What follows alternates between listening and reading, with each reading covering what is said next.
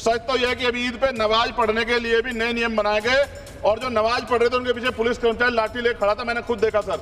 अगर सरकार इतनी देर सच्चर कमेटी की रिपोर्ट पर चर्चा कराएगी, बिल्किस बानो के आरोपियों का जेल से बाहर आने के बाद स्वागत किया गया सर। मुसलमानों की जमीन की बात है, SC/ST की जो जमीन है वो छीनी जा रही है सर। कानून से ऊपर उठकर मुसलमानों घरों पर बुलडोजर चलाए गए, सबने देखा। सुरक्षा की बात करते हैं, लिंचिंग की गई, मुसलमान मारे गए सर। कावड़ यात्रा में गरीबों के ठेलों पे सुप्रीम कोर्ट ने ऑर्डर किया कि नाम मत लिखवाओ, देश को मत तोड़ो। अंत में सर बात निकली है तो दूर तक जाएगी। बहुजन कैलेंडर पर भारी छूट, सिर्फ 300 रुपए में 10 कैलेंडर की बुकिंग करिए। संपर्क करिए 9711666056 पर। मैं अपनी बात को शुरू करने से पहले, क्योंकि राजकुमार भी इस बात को कह रहे थे, ये 2 अप्रैल का दिन विशेष है सर। मैं जेल में था सहारनपुर, 2 अप्रैल 2018 को आंदोलन हुआ, 13 नौजवानों ने शहीदगी दी सर। मैं उनको नमन करता हूं सर। और आज फिर 2 अप्रैल है, एक और शहीदगी की तैयारी लग रही। तो मैं उन क्रांतिकारियों को भी आज याद करता हूं जिन्होंने, मुस्लिम क्रांतिकारी जिन्होंने देश की आज़ादी में योगदान दिया।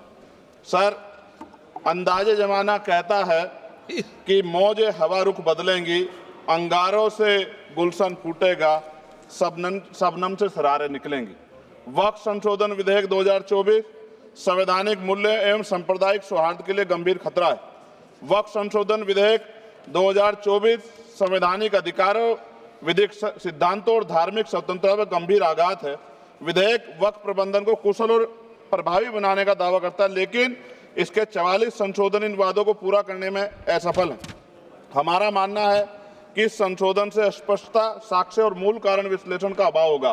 पूर्व संशोधनों का मूल्यांकन नहीं होगा, हितधारकों से परामर्श की पारदर्शिता नहीं होगी, मौलिक अधिकारों का उल्लंघन होगा। Article 13, article 14, article 25, article 26, article 50, article 300 सर्वोच्च न्यायालय के निर्णय, स्थापित कानून और इस्लामी सिद्धांत और संविधान की भावना का उल्लंघन होगा।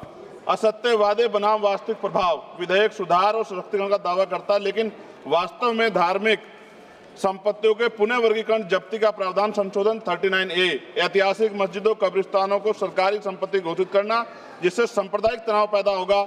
ये अस्पताल जो बनाया है हमने डे केयर कॉन्सेप्ट पर बनाया है कि एडमिशन कम दिन रहना पड़े और जल्दी डिस्चार्ज होकर के जाए। हम जो ज़्यादा spine surgery, knee joint replacement surgery, joint preserving surgery, arthroscopy, Hindustan में जो 55 साल के ऊपर के लोग होते हैं तो 5 में से 4 लोगों को घुटने के दर्द की समस्या होती है। अभी लोगों के दिमाग में जो है वो ये कि या तो एक्सरसाइज करें, दर्द की दवा खाएं या फिर घुटना बदलवाएं। पर हमने तीसरा एक उपाय जो है, जो संभावना है, उस पर काम किया शुरू से ही। घुटने का अलाइनमेंट चेक करते हैं और अलाइनमेंट को ठीक कर देते हैं तो घुटने की लाइफ 15-20 साल बढ़ जाती है। हो सकता है जिलाधिकारी को अत्यधिक अधिकार प्राप्त करना, संशोधन 4B। जिलाधिकारी सर सरकार के होते हैं, वो सरकार के हिसाब से काम होते हैं। यहाँ जितने MP बैठे हैं विपक्ष के, इनसे पूछ के देखो कि इनके जिले में क्या हाल है। इनका जिलाधिकारी सुनता है नहीं सुनता, MP बैठे हैं, पूछ के देखो विपक्ष के, आपको पता लग जाएगा। सर, धार्मिक विशेषज्ञता या समुदाय की सलाह के बिना निर्णयों से संपत्ति विवाद और विश्वास की कमी उत्पन्न होगी। ट्रिब्यूनल की शक्ति कमजोर करना और मुस्लिम प्रतिनिधित्व हटाना, संशोधन 10B। धार्मिक कानून की त्रुटिपूर्ण व्याख्या और पक्षपाती निर्णय, दानकर्ता इच्छा की उपेक्षा व धार्मिक स्वतंत्रता का हनन, संशोधन 5A।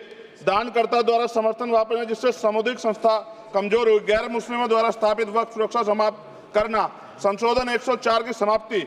अंतर धार्मिक सौहार्द प्रभावित होगा सर।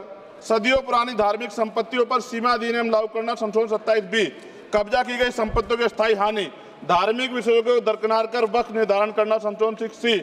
धार्मिक ज्ञान के अभाव में संपत्तियों का गलत वर्गीकरण, पंजीकृत वक्फ घोषणाओं को अपराध घोषित करना, संशोधन 312।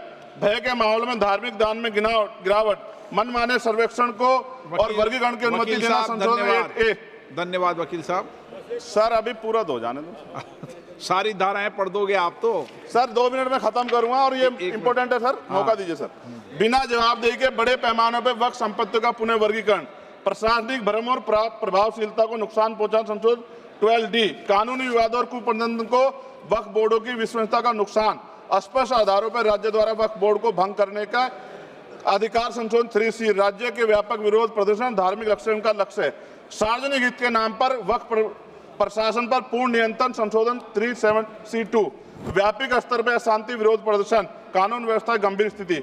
सर, सरकार के उद्देश्य से नजर आता है मुस्लिम समुदाय के योगदानों पर नियंत्रण स्थापित करना, मुसलमानों को उनकी वक्फ संपत्ति वंचित करना, वक्फ स्थापित करने के अधिकार पर प्रतिबंध लगाना, वाकिफ और मुतवल्ली की इस्लामी परिवर्तन करना। इस विधेयक को वर्तमान रूप से स्वीकार करें और समावेशी परामर्श कानून स्पष्टता संवेदन धार्मिक सुरक्षा सुनिश्चित करें। सर, ये तो बिल पे था सर, क्योंकि आप कहते हैं बिल पे बोलना चाहिए 2 दिन नहीं, लेकिन सर मैं सुबह से सुन रहा हूं सर 2-3 चीजें बोलूंगा सर। जो विद्वान सरकार मुसलमानों की कितनी हितैषी है सर, कुछ कह रहे हैं क्या?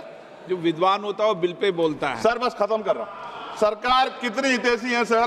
केंद्रीय मंत्रिमंडल में एक भी मुस्लिम मंत्री नहीं है। सच तो यह है कि अभी ईद पे नमाज पढ़ने के लिए भी नए नियम बनाए गए और जो नमाज पढ़ रहे थे उनके पीछे पुलिस कर्मचारी लाठी लेकर खड़ा था, मैंने खुद देखा सर। अगर सरकार इतनी देर सच्चर कमेटी की रिपोर्ट पर चर्चा कराएगी, बिल्किस बानो के आरोपियों का जेल से बाहर आने के बाद स्वागत किया गया सर। मुसलमानों की जमीन की बात है, SC/ST की जो जमीन है वो छीनी जा रही है सर। कानून से ऊपर उठकर मुसलमानों घरों पर बुलडोजर चलाए गए, सबने देखा। सुरक्षा की बात करते हैं, लिंचिंग की गई, मुसलमान मारे गए सर।